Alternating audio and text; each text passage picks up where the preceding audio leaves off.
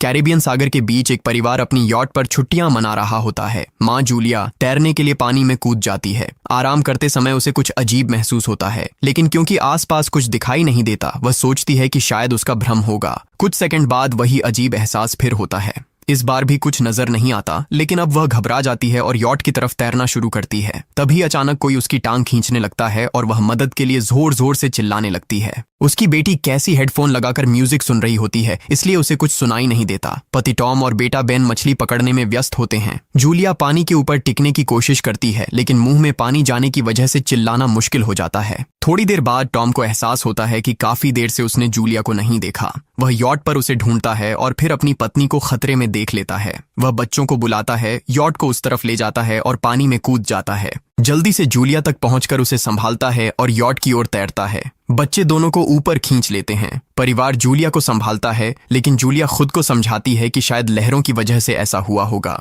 रात को सब मिलकर बेन का जन्मदिन मनाते हैं। कैसी को उसके बॉयफ्रेंड का कॉल आता है, तो वह लैपटॉप लेकर बाहर चली जाती है। वीडियो कॉल में उसका बॉयफ्रेंड दिखाता है कि शहर के ऊपर बड़े बड़े काले बादल छा गए हैं। कॉल ग्लिच होकर फ्रीज हो जाती है। कैसी यह बात परिवार को बताने आती है, लेकिन टॉम कहता है कि शायद जमीन से दूर होने की वजह से सिग्नल कमजोर है। तभी सबको एक आवाज सुनाई देती है। वे सब बाहर जाते हैं और देखते हैं कि व्हेल मछलियों का एक समूह गुजर रहा है। टॉम समझाता है कि व्हेल मछलियां हमेशा पृथ्वी के मैग्नेटिक फील्ड को फॉलो करती हैं, लेकिन जब तूफान आता है तो वे कंफ्यूज हो जाती हैं। अचानक यॉट जोर से हिलती है और बेन गिर जाता है। टॉम को चिंता होती है कि कहीं यॉट को नुकसान तो नहीं पहुंचा, इसलिए वह डाइव करके नीचे चेक करने चला जाता है। कुछ देर बाद वह सतह पर वापस आता है, लेकिन उसके कंधे पर एक बड़ा घाव होता है। जूलिया तुरंत उसका जख्म सीती है। टॉम बताता है कि पानी के अंदर उसे ऐसा लगा जैसे उसके पीछे कोई बहुत बड़ा जीव था, लेकिन जब उसने मुड़कर देखा तो प्रोपेलर से कट लग गया। वह कहता है कि जो भी चीज थी बहुत बड़ी थी। टॉम को यॉट पर काफी नुकसान दिखाई देता है, इसलिए उन्हें मदद बुलानी पड़ती है।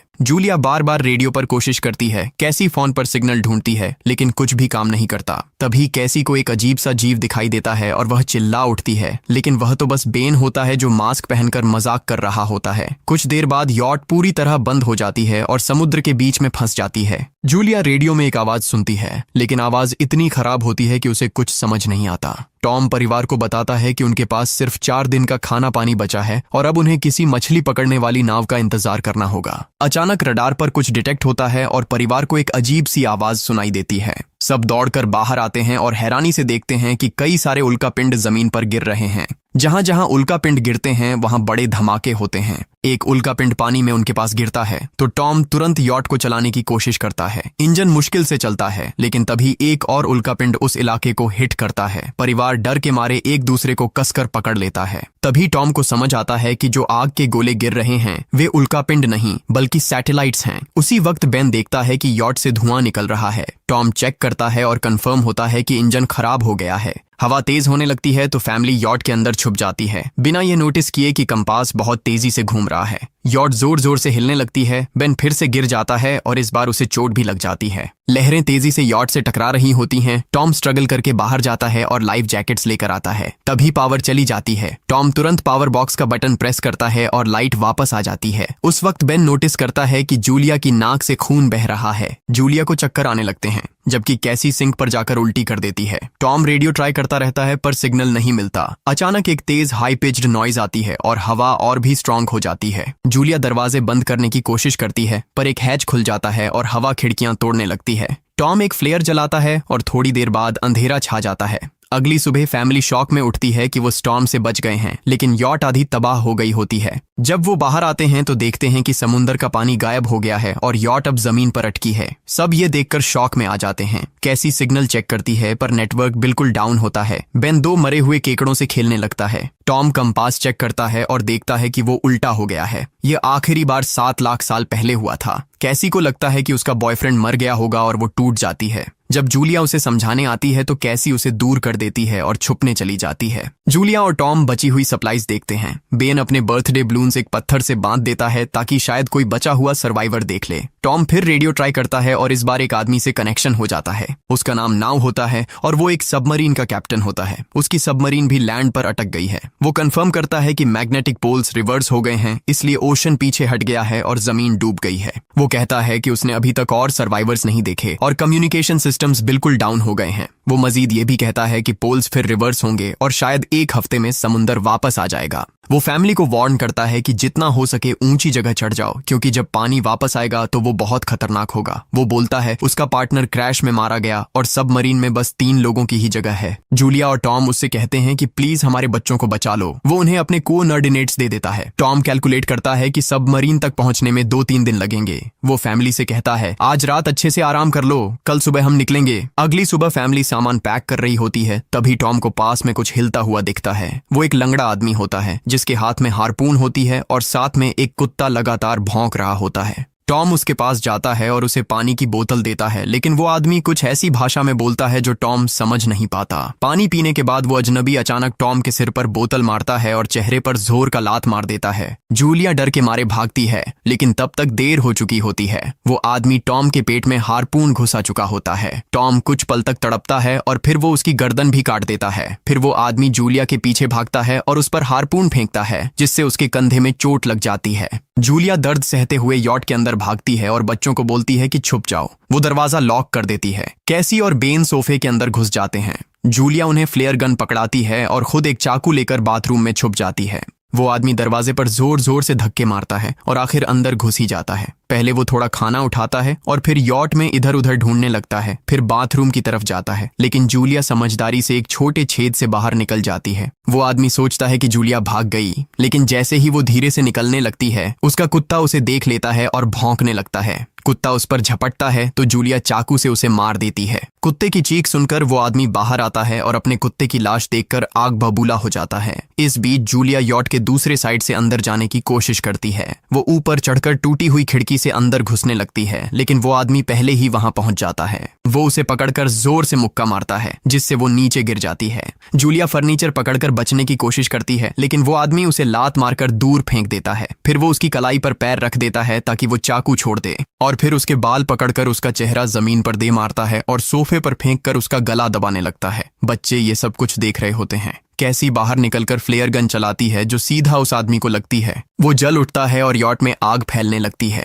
बच्चे तुरंत भाग जाते हैं, लेकिन जूलिया वापस आती है। वो उसे एक किक मारकर गिराती है, मैप और बैग उठाती है और वहां से भाग जाती है। बेन और कैसी अपने पापा के पास जाकर रोने लगते हैं। जूलिया भी उनके साथ बैठ जाती है और तीनों मिलकर आंसुओं के साथ टॉम को आखिरी अलविदा कहते हैं। तभी वो डरावना आदमी फिर यॉट से बाहर निकल आता है तो फैमिली फिर से भागने लगती है। कुछ ही देर में यॉट एक बड़े धमाके के साथ उड़ जाती है। थोड़ी दूर चलने के बाद वो लोग एक छोटे से झरने के पास रुकते हैं ताकि थोड़ा आराम कर सकें। कैसी सोचती है कि शायद वो पागल आदमी उनके पास गुब्बारे देखकर आया था। ये सुनकर बेन खुद को कसूरवार मानने लगता है। जूलिया उसे समझाती है कि इसमें उसकी कोई गलती नहीं थी और सबको आगे बढ़ने को कहती है, क्योंकि वो आदमी अभी भी उनके पीछे है। रास्ते में एक छोटे तालाब के पास बेन एक मरी हुई हैमरहेड शार्क देखकर हैरान रह जाता है। तभी जूलिया नोटिस करती है कि वो आदमी फिर उनके करीब पहुंचने वाला है। सब लोग दौड़ पड़ते हैं और एक रेत के टीले से नीचे गिर जाते हैं, जहां उन्हें जहरीला कचरा दिखाई देता है। फैमिली सावधानी से उसे पार करती है और लगता है कि उन्होंने उस आदमी से पीछा छुड़ा लिया है। चलते चलते उन्हें बड़े बड़े मरे हुए सी एनिमल्स और समुंदर के नीचे जमा हुआ सारा प्लास्टिक दिखने लगता है। बेन धीरे धीरे चलने लगता है तो जूलिया समझ जाती है कि वो डिहाइड्रेशन के करीब है। वो सबको रुकने को कहती है। जब वो पानी की बोतल देखती है तो उसे झटका लगता है। बोतल में पानी लगभग खत्म हो चुका होता है। कैसी को एहसास होता है कि शायद उसने बोतल ठीक से बंद नहीं की थी। जूलिया गुस्से में चिल्लाती है कि उसकी लापरवाही की वजह से पानी खत्म हो गया। कैसी जवाब देती है, क्या फर्क पड़ता है, वैसे भी हम बचने वाले नहीं हैं। दोनों के बीच लंबी बहस होती है, फिर भी फैमिली आगे चलती रहती है। कुछ देर बाद उन्हें एक क्रैश हुआ प्लेन मिलता है। अंदर कुछ हिलता डुलता देख सब डर जाते हैं, लेकिन वो सिर्फ कुछ पक्षी होते हैं। फैमिली तय करती है कि रात यहीं प्लेन के अंदर गुजारेंगे। वो थोड़ा सा स्नैक शेयर करते हैं और जूलिया को टॉम की जैकेट में एक फैमिली फोटो मिलती है, जिसे देखकर उसका दिल टूट जाता है। कैसी पूछती है, मॉम आप और डैड की लव स्टोरी क्या थी? जूलिया मुस्कुराकर बताती है, टॉम हॉस्पिटल में मेरा पेशेंट था। फिर एक दिन उसने फूल और एक प्यारी सी कविता देकर अपना प्यार जताया था। रात के बीच में कैसी प्लेन से बाहर जाती है। तभी वो डरावना आदमी उसे पीछे से पकड़ने की कोशिश करता है, लेकिन जूलिया अचानक पीछे से उस पर टूट पड़ती है और बार बार चाकू से वार करके उसे मार देती है। कैसी अपनी माँ को गले लगाकर शांत करती है। अगली सुबह उस आदमी की लाश पर कीड़े गुंड पड़े होते हैं। फैमिली नोटिस करती है कि उसके शरीर पर कई काटने के निशान हैं, मतलब इस एरिया में कोई खतरनाक जीव छिपा हुआ है। जैसे ही वो लोग वहां से निकलते हैं, केकड़े उसके मुंह से बाहर निकल आते हैं। कुछ घंटों बाद जूलिया और कैसी मैप देख रही होती हैं, लेकिन बेन धीरे से आगे निकल जाता है। जूलिया चिल्लाती है, रुक जाओ, लेकिन बेन एक तालाब में झुककर पानी पीने लगता है। जूलिया तुरंत उसे खींचकर बाहर निकालती है और समझाती है कि अनजान पानी उसे बीमार कर सकता है। धूप बहुत तेज हो जाती है तो फैमिली अपने सिर कपड़ों से ढक लेती है। बेन को चक्कर आने लगते हैं। तभी उन्हें कुछ पुराने कुर्सियां मिलती हैं और जूलिया कैसी उनसे एक टेम्पररी शेल्टर बना लेती हैं। जूलिया बेन को इंजेक्शन लगाती है और तय करती है कि वो रात वहीं बिताएंगे। सुबह जूलिया एक अजीब सी आवाज सुनकर उठती है। बाहर जाकर देखती है तो क्रैब्स का एक बड़ा झुंड उनकी तरफ आ रहा होता है। वो तुरंत बच्चों को उठाती है और तीनों भागना शुरू कर देते हैं। भागते भागते उन्हें एक बड़ा कार्गो शिप दिखाई देता है। वहां 3 क्रू मेंबर्स जिंदा होते हैं। एक औरत उनकी मदद करना चाहती है, लेकिन बाकी 2 आदमी मना कर देते हैं और तीनों फैमिली को बाहर छोड़कर कंटेनर लॉक कर लेते हैं। क्रैब्स पास आ जाते हैं। जूलिया बच्चों को कंटेनर के ऊपर चढ़ाती है। खुद जब चढ़ने लगती है तो क्रैब्स उसके पैर को जोर से काट लेते हैं। बच्चे उसे खींचकर ऊपर चढ़ाते हैं, नहीं तो वो नीचे गिर जाती। कंटेनर के एक छेद से आधे क्रैब्स अंदर घुस जाते हैं। क्रू मेंबर्स फायरिंग शुरू करते हैं, लेकिन क्रैब्स उन पर हावी हो जाते हैं और दोनों को मार डालते हैं। आखिरी आदमी छत के होल तक पहुंचता है, लेकिन क्रैब्स उसे भी नीचे खींच लेते हैं और वो भी मर जाता है। जूलिया अपने जख्म पर पट्टी बांधती है और बेहोश हो जाती है। कुछ देर बाद जब वो उठती है तो खुद को रेत के तूफान के बीच अकेली पाती है। वो घबराकर बच्चों को ढूंढने लगती है। एक मरी हुई औरत का हथियार उठाती है और जोर जोर से चिल्लाती है। कैसी उसकी आवाज सुनकर लौट आती है और बताती है कि वो और बेन मदद ढूंढने गए थे, लेकिन कोई नहीं मिला। फिर दोनों बेन से मिलते हैं, जिसे एक खुला कंटेनर मिलता है जहां वो तूफान खत्म होने तक रुक सकते हैं। जूलिया टॉम का लाइटर निकालती है और अपने जख्म को जलाकर बंद करती है, जो बेहद दर्दनाक होता है। तूफान थमने के बाद उन्हें एक और कंटेनर मिलता है जिसमें बहुत सारी पानी की बोतलें होती हैं। बॉडीज चेक करते वक्त उन्हें एक रेडियो और एक गन भी मिलती है। जूलिया नाव से संपर्क करती है और बताती है कि मैप खो गया है। इस पर नाव बताता है कि उन पर आर्थ्रोपॉड्स ने हमला किया था, वो अबिस के जीव हैं जो ऑक्सीजन की वजह से पूरी तरह पागल हो चुके हैं।